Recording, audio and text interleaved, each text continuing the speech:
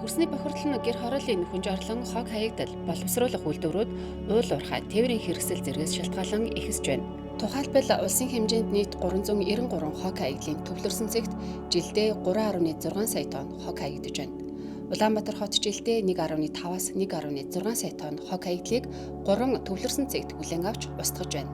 Нийслэлийн хөрсний нянгийн бохирдолд хийсэн судалгаагаар нийт 76 цэгийн дээжний 88% нь бохирдолтой гарсан бөгөөд гэр хороолол орчмын хөрсний дээжний 93% тодорхой хэмжээгээр нян хөгц мөөг илэрсэн байна. Цагур орчин шинжилгээний газраас улсын хэмжээнд хөрсний чанарын хяналтын шинжилгээг нийт 500 орчим цэгт, Улаанбаатар хотод 100 гаруй цэгт жил бүр, аймгийн төвүүдэд 400 орчим цэгт 2 жил тутам зохион байгуулдаг.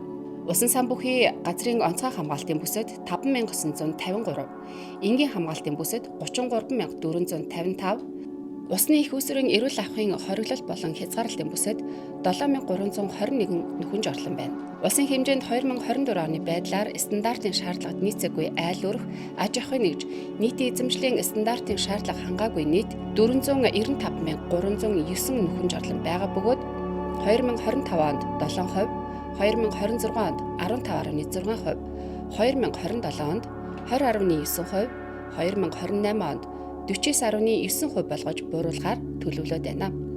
Байгаль орчны наривчлсан үнэлгээ болон байгаль орчны менежментийн үнэлгээнд орчны хяналт шинжилгээний хөтөлбөрийг тусгах, орчны бохирдлыг бууруулах, бохирдлоос урьдчилан сэргийлэх чиглэлээр нөлөөллийн цогц арга хэмжээг хэрэгжүүлэх, байгаль орчин хэмжилзийн төв лабораторийн нянгийн судалгаа хийх чадварыг бэхжүүлэх, эрдэм шинжилгээ судалгааны байгууллагуудыг дэмжин ажиллах зэрэг болно.